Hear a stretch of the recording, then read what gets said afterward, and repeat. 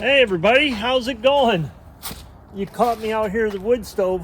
I just getting ready to put wood in it, and let me throw some of this stuff in there. I don't have to put too much in, and I'm going to talk to you about what kind of wood you should have around your wood yard, in your wood shed. And if you're like me, you don't have a wood shed. Why not? See what this is? I'm gonna go over that. I think that's enough. I don't have that much in there, but I'll show you. I don't have very much wood in there. Because why? It's that time of year where you're not needing a lot of wood in your wood stove.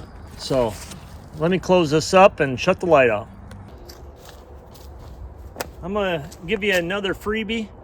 Is you always want to have one jacket that you designate for the wood stove, because otherwise you don't want to take this. If you go out to dinner with your wife, you're gonna smell like a wood stove or like a ashtray, and you don't want that. So what I want to talk about, I want to talk about different types of wood that you should have during the burning season for your outdoor wood stove. And people that have a fireplace and stuff like that, maybe they have different types of wood, and for different types or different times of the year for the burning. So before we get into that, my name's Kevin. Welcome back to the channel. Oh, I tell you, it's been a beautiful fall, and the weather's been cooperating. We're only 3 days away from November 1st and hardly using any wood, but I just want to say I have a central boiler. I was a dealer for central boiler for 10 years, from 2002 to 2012. And during that time, I had a couple installers. One I used all the time, and when we was getting really busy, when we moved over 100 units that one year, I had another guy on the side also that did installs for me. But central boiler was a side hustle for me.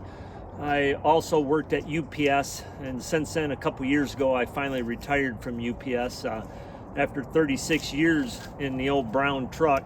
So that's why I had installers. And you know, central boiler doesn't pay me for doing any of these videos.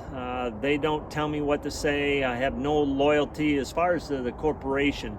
So that's why I want to start doing some videos also on different outdoor wood stoves. But let's get into what I want to talk about. What I want to talk about is, I think everybody should have different types of wood. And example, this wood pile here, this is my premium wood. This is the wood that I will burn during the hard part of the winter. And usually the hard part of the winter is, you know, come around that end of November to December, January, February, and some of March. But basically those three solid months that we're gonna burn our premium wood, which is here in Michigan. That is my hard maple. I don't have any oak, beech, you know, ash, elm, stuff like that. And I got cherry in here, but it's mostly, most of it's ash and mostly hard maple. So this is the premium wood that I save for them the cold months.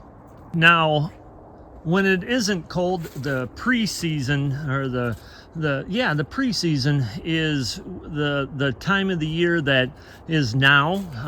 This was left here by Al. This stuff is, oh heck, I'd have to say 4 years old.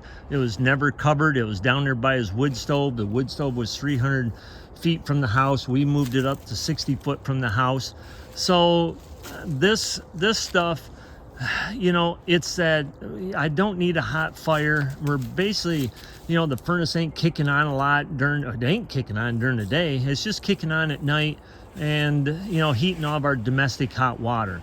So this is our pre-heating season wood, and I think everybody should have that, and probably everybody does, but there's a lot of new people out there that's getting into the wood stoves that probably doesn't realize, you know, they should have some of this on hand.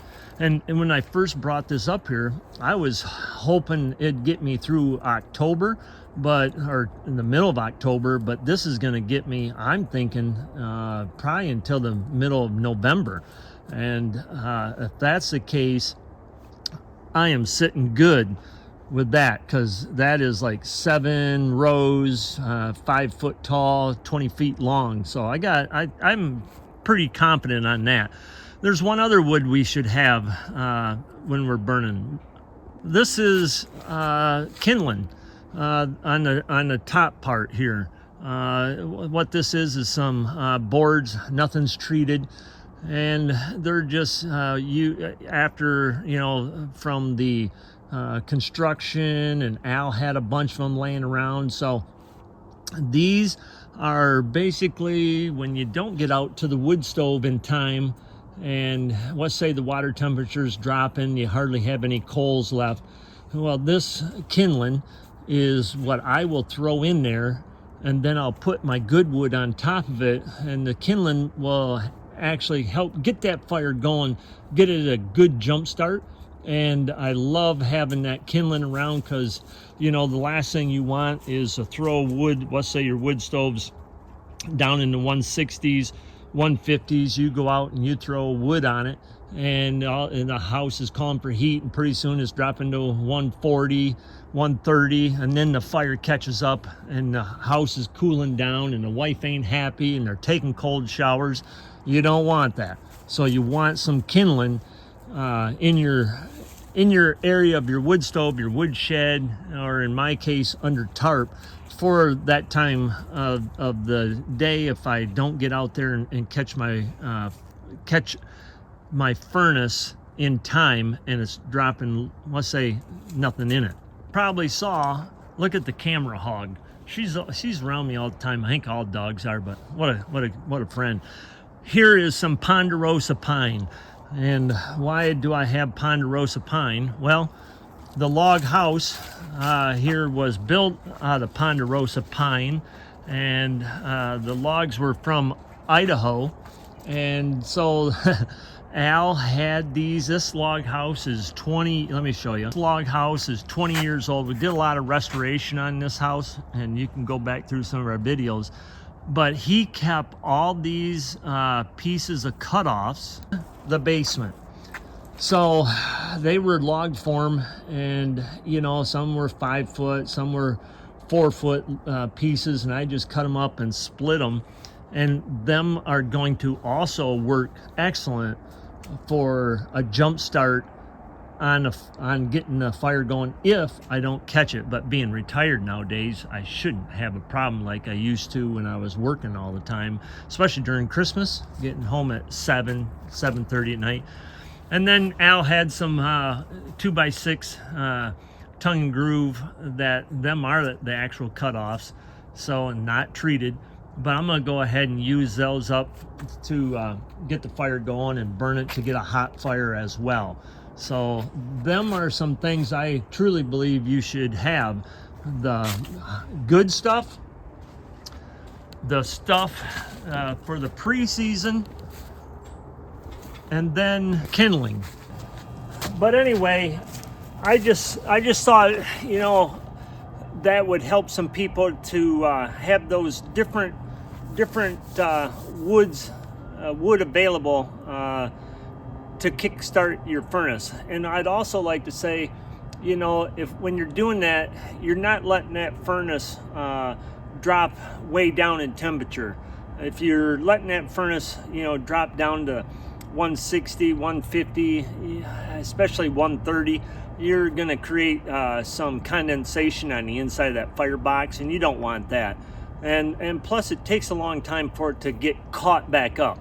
And so, you know, another thing I do is I just leave my aquastat set at 185.